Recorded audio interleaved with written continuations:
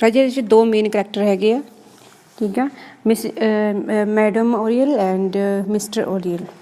ਜਿਹੜੀ ਇਹ ਸਟੋਰੀ ਹੈਗੀ ਹੈ ਦੱਸਿਆ ਗਿਆ ਹੈਗਾ ਕਿ ਜਿਹੜੀ ਮਿਸਿਜ਼ ਓਰੀਅਲ ਹੈਗੀ ਬਹੁਤ ਜ਼ਿਆਦਾ ਕੰਜੂਸ ਹੈਗੀ ਆ, ਠੀਕ ਹੈ। ਉਹ ਪੈਸਾ ਨਹੀਂ ਖਰਚਦੀ ਹੈਗੀ, ਉਹਨੂੰ ਕੋਈ ਰਿਸਪੋਂਸੀਬਿਲਿਟੀਜ਼ ਨਹੀਂ ਹੈਗੀਆਂ। ਉਹ ਕੀ ਚਾਹੁੰਦੀ ਹੈਗੀ ਕਿ ਹਰੇਕ ਜਿਹੜੇ ਪੈਨੀ ਹੈਗੀ ਉਹ ਵੈਲਿਊਏਬਲ ਆ, ਠੀਕ ਆ। ਅਤੇ ਉਹ ਆਪਣੇ ਹਸਬੈਂਡ ਨੂੰ ਵੀ ਇਹਦੇ ਡੋਮੀਨੇਟ ਕਰਦੀ ਆ ਕਿ ਪੈਸੇ ਨਹੀਂ ਖਰਚਣਾ ਹੈਗਾ।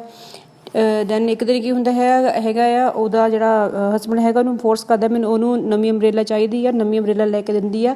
ਉਹ ਥੋੜ੍ਹੀ ਵਿੱਚੋਂ ਟੋਨ ਹੋ ਜਾਂਦੀ, ਫਟ ਜਾਂਦੀ ਹੈ, ਬਹੁਤ ਹੀ ਗੁੱਸੇ ਹੁੰਦੀ ਹੈਗੀ ਹੈ। ਫਿਰ ਇੰਸ਼ੋਰੈਂਸ ਕੰਪਨੀ ਵਿੱਚ ਜਾਂਦੀ ਹੈਗੀ ਆ, ਠੀਕ ਹੈ। ਅਤੇ ਇੰਸ਼ੋਰੈਂਸ ਕੰਪਨੀ ਤੋਂ ਆਪਣੀ ਜਿਹੜੀ ਟੋਨ ਅੰਬਰੇਲਾ ਹੈਗੀ ਆ, ਫਟ ਚੁੱਕੀ ਅੰਬਰੇਲਾ ਹੈਗੀ ਆ, ਉਹਦਾ ਕਲੇਮ ਲੈਂਦੀ ਆ। Now let's start your summary.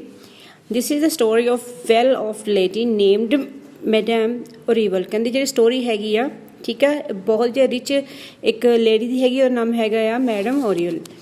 Shri knew the exact value of every penny. ਕਹਿੰਦੇ ਉਹਨੂੰ ਪਤਾ ਆ ਕਿ ਹਰੇਕ ਜਿਹੜਾ ਪੈਸਾ ਆ, ਛੋਟਾ ਪੈਸਾ ਹੈਗਾ, ਉਹ ਵੀ ਵੈਲਿਊਏਬਲ ਚੀਜ਼ ਆ। ਅਤੇ ਸ਼ੀ ਬਿਲੀਵ ਇਨ ਇਨਕਰੀਜ਼ਿੰਗ ਹਰ ਮਨੀ। ਕਹਿੰਦੇ ਉਹ ਕੀ ਬਿਲੀਵ ਕਰਦੀ ਹੈਗੀ ਆ ਕਿ ਉਹ ਆਪਣੇ ਪੈਸੇ ਨੂੰ ਕਿਵੇਂ ਉਹਨੂੰ ਇਨਕਰੀਜ਼ ਕਰਨਾ, ਵਧਾਉਣਾ ਹੈਗਾ ਆ। Her maid servant could not get more money. ਜਿਹੜਾ ਉਹਦਾ ਸਰਵੈਂਟ ਆ, ਜਿਹੜਾ ਉਹਦਾ ਨੌਕਰ ਹੈਗਾ ਆ, ਉਹਨੂੰ ਉਸਦੇ ਘਰ ਤੋਂ ਇੰਨਾ ਪੈਸਾ ਨਹੀਂ ਮਿਲਦਾ ਹੈਗਾ ਸੈਲਰੀ ਰੂਪ ਵਿੱਚ। For her husband found it difficult to get even pocket money from her. ਜਿਹੜਾ ਉਹਦਾ ਹਸਬੈਂਡ ਹੈਗਾ, ਕਹਿੰਦੇ ਈਵਨ ਕਿ ਉਹਨੂੰ ਵੀ ਜਿਹੜਾ ਪੋਕਟ ਮਨੀ ਨਹੀਂ ਦਿੱਤਾ ਜਾਂਦਾ ਆਪਣੀ ਵਾਈਫ ਦੇ ਦੁਆਰਾ। ਦ ਕਪਲ ਮਿਸਟਰ ਓਰੀਅਲ ਐਂਡ ਮਿਸਿਜ਼ ਓਰੀਅਲ ਵਰ ਫੇਅਰਲੀ ਰਿਚ। ਕਹਿੰਦੇ ਬਹੁਤ ਜ਼ਿਆਦਾ ਰਿਚ ਹੈਗੇ ਆ ਐਂਡ ਹੈਡ ਨੋ ਚਿਲਡਰਨ। ਉਹਨਾਂ ਦਾ ਕੋਈ ਬੱਚਾ ਨਹੀਂ ਹੈਗਾ। Mrs Oreille was not willing to spend money on unnecessary things. ਜਿਹੜੀ ਮਿਸਿਜ਼ ਓਰੀਅਲ ਹੈਗੀ ਉਹ ਕੀ ਚਾਹੁੰਦੀ ਹੈਗੀ ਕਿ ਜਿਹੜਾ ਪੈਸਾ ਹੈਗਾ ਆ ਸਿਰਫ ਜ਼ਰੂਰੀ ਚੀਜ਼ਾਂ ਦੇ ਉੱਪਰ ਖਰਚ ਕੀਤਾ ਜਾਵੇ, ਅਨਨੈਸੈਸਰੀ ਪ੍ਰੋਡਕਟ ਦੇ ਉੱਪਰ ਜਿਹੜਾ ਪੈਸਾ ਹੈਗਾ ਉਹ ਨਾ ਖਰਚ ਕੀਤਾ ਜਾਵੇ। Her husband often grumbled about the difficulty. ਕਹਿੰਦੇ ਜਿਹੜਾ ਉਹਦਾ ਹਸਬੈਂਡ ਹੈਗਾ ਉਹਨੂੰ ਹਮੇਸ਼ਾ ਹੀ ਫੇਸ ਕਰਨੀ ਪੈਂਦੀ ਹੈਗੀ ਡਿਫੀਕਲਟੀਜ਼। ਵਾਈ ਹਰ ਮਿਸਰੇਲੀ ਨੇਚਰ। ਜਿਹੜਾ ਉਹਦਾ ਨੇਚਰ ਹੈਗਾ ਬਹੁਤ ਹੀ ਮਿਸਰੇਲੀ ਹੈਗਾ ਆ, ਠੀਕ ਹੈ। ਉਹਦੇ ਕਰਕੇ ਜਿਹੜਾ ਹਸਬੈਂਡ ਹੈਗਾ ਉਹਨੂੰ ਡਿਫੀਕਲਟੀ ਫੇਸ ਕਰਦਾ ਆ। Mr Oreille works as a head clerk at the war office. ਕਹਿੰਦੇ ਮਿਸਟਰ ਓਰੀਅਲ ਹੈਗਾ ਆ, ਉਹ ਜਿਹੜਾ ਹੈੱਡ ਕਲਰਕ ਵਾ ਇੱਕ ਵਾਰ ਆਫਿਸ ਦੇ ਵਿੱਚ। He worked in increasing their money according to his wife wishes. ਕਹਿੰਦੇ ਆਪਣੀ ਪਤਨੀ ਦੀ ਉਹਦੀ ਵਿਸ਼ਿਸ ਸੀਗੀ ਕਿ ਜਿਹੜੀ ਹੈਗਾ ਪੈਸਾ ਜ਼ਿਆਦਾ ਜ਼ਿਆਦਾ ਇਕੱਠਾ ਕੀਤਾ ਜਾਵੇ, ਤਾਂ ਕਰਕੇ ਉਹ ਕੰਮ ਕਰਦਾ ਹੈਗਾ ਪੈਸੇ ਨੂੰ ਵਧਾਉਣ ਦੇ ਲਈ। ਫੋਰ ਦ ਲਾਸਟ 2 ਈਅਰ, ਕਹਿੰਦੇ ਪਿਛਲੇ 2 ਸਾਲਾਂ ਤੋਂ ਹੀ ਯੂਜ਼ ਟੂ ਗੋ ਟੂ ਆ ਆਫਿਸ। ਕਹਿੰਦੇ ਆਫਿਸ ਜਾਂਦਾ ਹੈਗਾ ਆ ਵਿਦ ਅ ਟੋਨ ਅੰਬਰੇਲਾ। ਕਹਿੰਦੇ ਆਪਣੀ ਫੜ ਚੁੱਕੀ ਅੰਬਰੇਲਾ ਦੇ ਨਾਲ। His colleagues made fun of him. ਜਿਹੜੇ ਉਹਦੇ ਕੁਲੀਗਸ ਹੈਗੇ, ਜਿਹੜੇ ਉਹਦੇ ਨਾਲ ਦੇ ਸਹਿ ਕਰਮਚਾਰੀ ਹੈਗੇ ਆ, ਉਹ ਕੀ ਕਰਦੇ ਹੈਗੇ ਆ, ਉਹਨਾਂ ਨੂੰ ਮਜ਼ਾਕ ਕਰਦੇ ਆ ਉਹਦੀ ਫਟੀ ਹੋਈ ਅੰਬਰੇਲਾ ਦੇ। ਪਰ he could not longer wear this jokes. ਕਹਿੰਦੇ ਉਹ ਜਿਹੜਾ ਹੈਗਾ ਆ ਜੋਕਸ ਹੈਗਾ ਕਾਫੀ ਦੇਰ ਤੱਕ ਬਰਦਾਸ਼ਤ ਨਹੀਂ ਕਰ ਸਕਦਾ। Madam Oreille spent 8 pence in buying an umbrella meant for the advertisement purpose.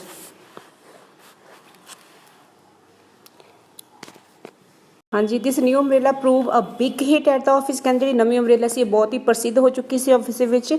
Ban Oreille return home. ਕਹਿੰਦੇ ਜਦੋਂ, ਠੀਕ ਹੈ, ਮਿਸਟਰ ਓਰੀਅਲ ਘਰ ਵਾਪਸ ਆਉਂਦਾ ਸੀਗਾ ਇਨ ਦਾ ਈਵਨਿੰਗ ਨੂੰ। ਹਿਜ਼ ਵਾਈਫ ਐਗਜ਼ਾਮ ਦਾ ਅੰਬਰੇਲਾ। ਕਹਿੰਦੇ ਜਿਹੜੀ ਉਹਦੀ ਵਾਈਫ ਸੀ ਉਹ ਅੰਬਰੇਲਾ ਨੂੰ ਬਹੁਤ ਹੀ ਚੰਗੀ ਤਰ੍ਹਾਂ ਐਗਜ਼ਾਮਿਨ ਕਰ ਦੇਖਦੀ ਸੀ।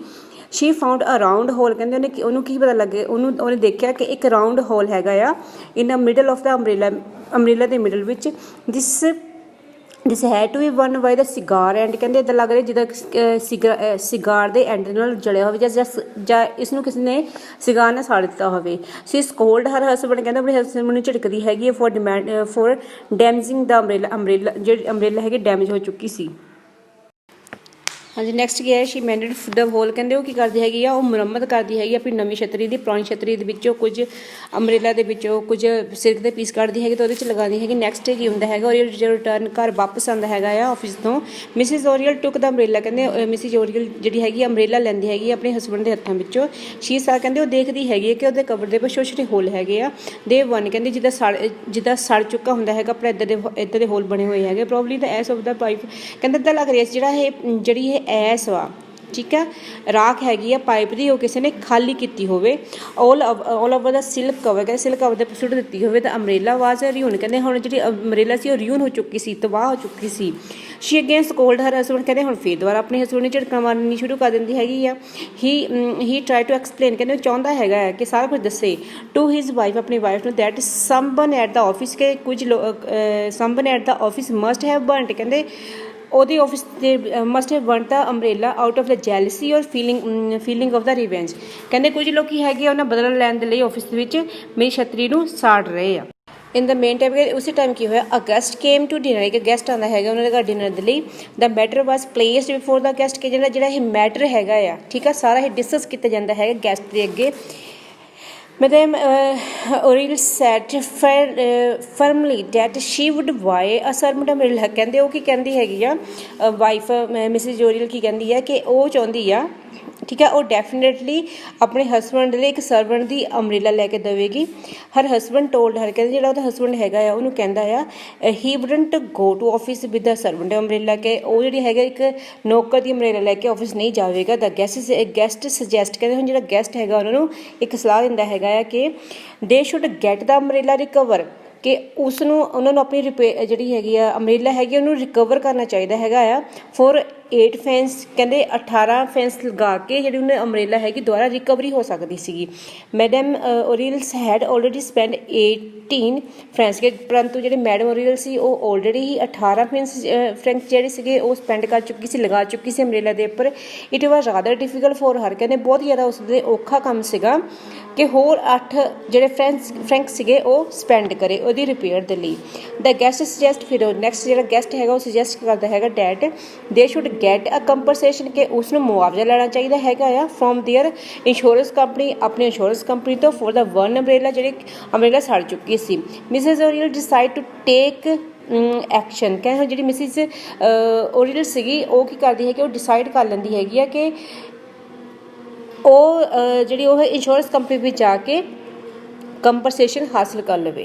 Wanted the umbrella to appear behind the repair, ਕਹਿੰਦੇ ਉਹ ਕੀ ਚਾਹੁੰਦੀ ਸੀਗੀ, ਠੀਕ ਹੈ, ਉਹ ਚਾਹੁੰਦੀ ਸੀ ਜਿਹੜੀ ਉਹਦੀ ਅੰਬਰੇਲਾ ਹੈਗੀ ਛੇਤੀ ਨਾਲ ਠੀਕ ਨਾ ਹੋਵੇ, ਠੀਕ ਹੈ। ਸੋ ਕਹਿੰਦੇ ਫਿਰ ਕੀ ਹੋਇਆ, she want a great hole, ਕਹਿੰਦੇ ਉਹਨੇ ਜਿਹੜਾ ਹੋਰ ਵੱਡਾ ਉਹਦੇ 'ਚ ਹੋਰ ਵੱਡਾ ਸਰਾਖ ਕਰ ਦਿੱਤਾ ਸਾੜ ਕੇ। ਸ਼ੀ ਰੋਲਡ ਅਪ ਦਾ ਆਪਣਾ ਰਿਮੇਨ ਆਫ ਦਾ ਸਿਲਕ, ਕਹਿੰਦੇ ਜਿਹੜਾ ਰਹਿ ਗਿਆ ਸਿਲਕ ਸੀ ਉਸਨੂੰ ਇਕੱਠਾ ਕਰ ਦਿੱਤਾ ਗਿਆ। She left for the office, ਕਹਿੰਦੇ ਆਫਿਸ ਨੂੰ ਚਲੇ ਜਾਂਦੀ ਹੈਗੀ ਹੈ ਫਾਇਰ ਇੰਸ਼ੋਰੈਂਸ ਕੰਪਨੀ ਦੇ ਨੂੰ।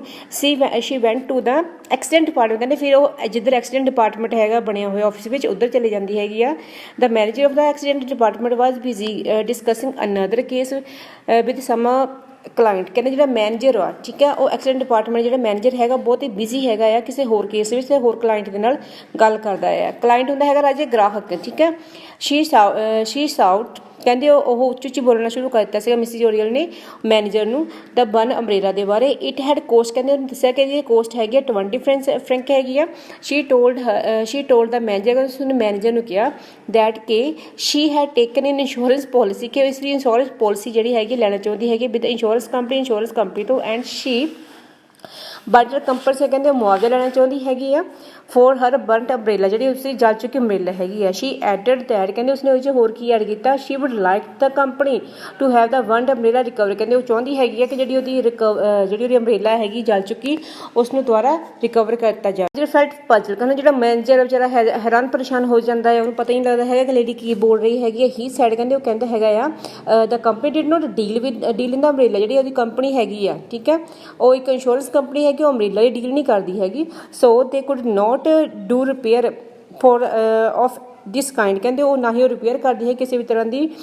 Madam Oriel told the manager, ਕਹਿੰਦੇ ਉਹਨੂੰ ਕਹਿੰਦੀ ਆ she would get it repair, ਕਹਿੰਦੇ ਉਹ ਚਾਹੁੰਦੀ ਹੈ ਕਿ ਮੇਰੀ ਛਤਰੀ ਦੀ ਰਿਪੇਅਰ ਕਰ ਦਿੱਤੀ ਜਾਵੇ। If a company paid the bill, ਕਹਿੰਦੇ ਮੈਂ ਜਿਹੜੀ ਹੈਗੀ ਆ ਆਪਣੀ ਛਤਰੀ ਨੂੰ ਰਿਪੇਅਰ ਕਰਵਾ ਲਊਂਗੀ ਜੇਕਰ ਕੰਪਨੀ ਬਿੱਲ ਦੇ ਦੇਵੇ, ਮਤਲਬ ਜਿਹੜੀ ਕੰਪਨੀ ਹੈਗੀ ਜੇਕਰ ਪੈਸੇ ਲਗਾ ਦੇਵੇ ਤਾਂ ਖੁਦ ਉਹ ਰਿਪੇਅਰ ਕਰਾ ਲਵੇਗੀ। The manager told madam Oreille's that they never paid the compensation for such small accident, ਕਹਿੰਦੇ ਉਹ ਫਿਰ ਮੈਨੇਜਰ ਕੀ ਕਹਿੰਦਾ ਹੈ, ਸਮਝਾਉਣ ਦੀ ਕੋਸ਼ਿਸ਼ ਕਰਦਾ ਆ ਕਿ ਜਿਹੜੀ ਕੰਪਨੀ ਹੈਗੀ ਇੱਧਰ ਛੋਟੇ ਛੋਟੇ ਐਕਸੀਡੈਂਟਸ ਜਿੱਦਾਂ ਹੁੰਦੇ ਹੈਗੇ ਆ ਸਿਰਫ ਉਹਨਾਂ ਨੂੰ ਹੀ ਪੇਡ ਕਰਦੀ ਹੈਗੀ ਆ।